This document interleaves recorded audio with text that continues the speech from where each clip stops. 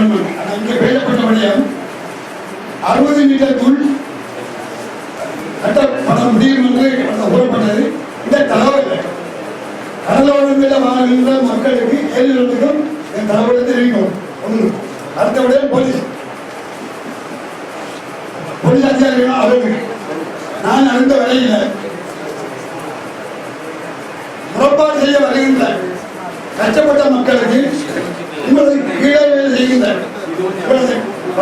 பணியாளர்கள் அந்த மக்களை ஏமாற்றி அனுப்புவதாகவும் அறிகிறேன். அந்த வகையில் நீங்கள்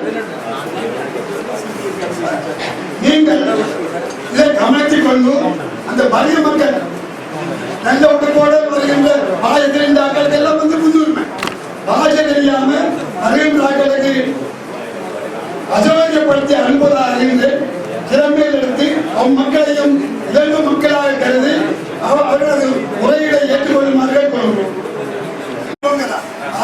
பிரச்சனை விளக்கல ஆயின் வகையில் எந்த பாத்தியில